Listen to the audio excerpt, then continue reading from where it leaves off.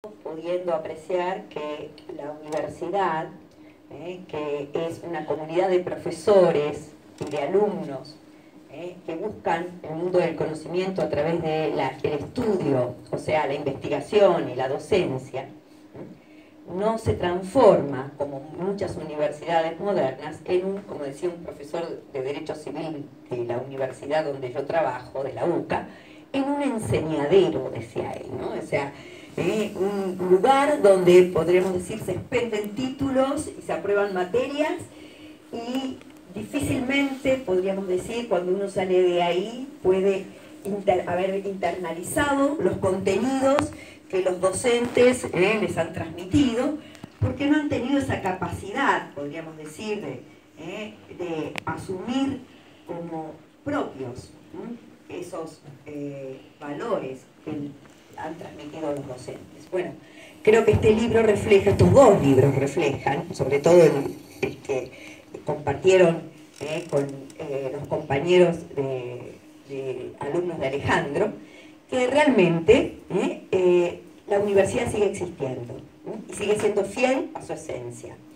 A mí me impresionó mucho el tema porque la ciencia y la democracia son los valores que Occidente considera como legados, o sea, como que han sido, podríamos decir, los valores que ha transmitido la tradición occidental. Y fíjense que ambos hoy están, podríamos decir, en discusión, por no decir en crisis.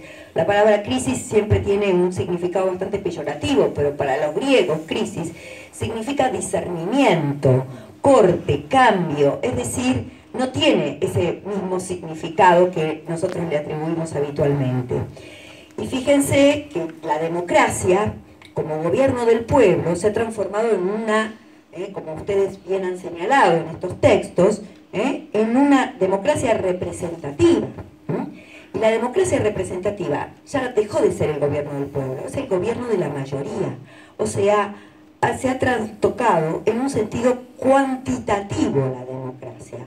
Ha perdido, podríamos decir, ese valor cualitativo de representar al pueblo, no por una mayoría, sino en su significado más profundo. Y por eso, las democracias actuales, piensen lo que es el famoso libro, el clásico de Tocqueville, La democracia en América, no siguen, podríamos decir, los lineamientos verdaderos de la democracia. Tocqueville aconsejaba, por ejemplo, que los gobiernos no deberían repetirse, y por eso nuestras constituciones americanas no tenían la reelección. Nosotros tenemos la reelección, fíjense que ni Chile ni Uruguay tienen en sus constituciones la posibilidad de reelección inmediata, es decir, las reelecciones son, como pasó con Sanguinetti o con Bachelet, digamos, después de un gobierno diferente que hiciera de intermediario, es decir, no se puede, digamos, repetir el mismo gobierno dos veces. Y nosotros, digamos, tenemos un conocimiento bastante, podríamos decir, desvirtuado de lo que es la democracia, porque la práctica, obviamente, nos ha mostrado que está en crisis.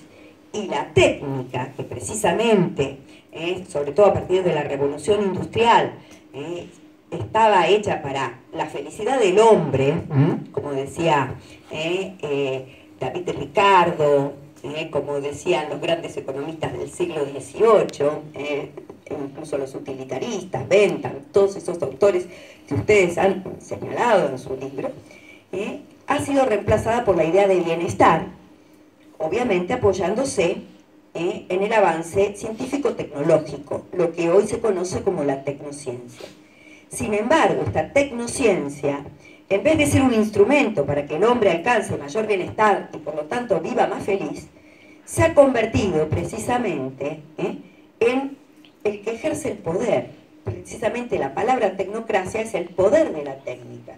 Y todos sabemos que en las instituciones en las que habitualmente estamos trabajando, enseñando, etc., el tecnócrata es el que manda.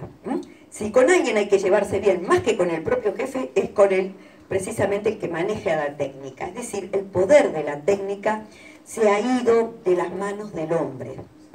Y entonces hoy se ha perdido, podríamos decir, ese fundamento que tenía tanto la democracia, en sus principios. Piensen, por ejemplo, cuando hablamos, como dice Sartori, que está señalado en el libro de nuestro gran autor, esta distinción, ¿no es cierto?, entre lo que es la tolerancia y lo que es el pluralismo. Hablamos de pluralismo, ¿no es cierto?, porque obviamente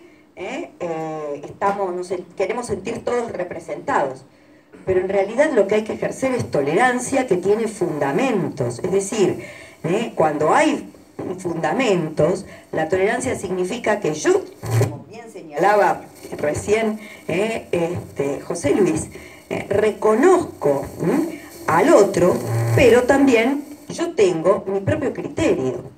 Es decir, no significa que está todo, digamos, desdibujado, sino que están claras las diferencias y que las diferencias son respetadas, pero desde lo propio. Entonces, el mundo de hoy es un mundo de una gran confusión. Por eso, encontrar estudiantes como ustedes que se han dedicado a leer y a escribir, y fíjense que la mayoría de sus trabajos terminan con, en mi opinión, es decir, humildemente, modestamente, señalando lo que ustedes pensaban a partir de la lectura de Schumpeter, de Dahl, de Touraine, etc., ¿no? Pobres, realmente han sufrido, pero el hecho de intentar, aunque sea con esa modestia, que uno puede estar equivocado, porque realmente no significa que la lectura de un autor nos va a dar la verdad. Es decir, hoy si algo ha marcado el conocimiento científico es que no tenemos que dejarnos llevar en el mundo del conocimiento por la autoridad, sino por la demostración. Obviamente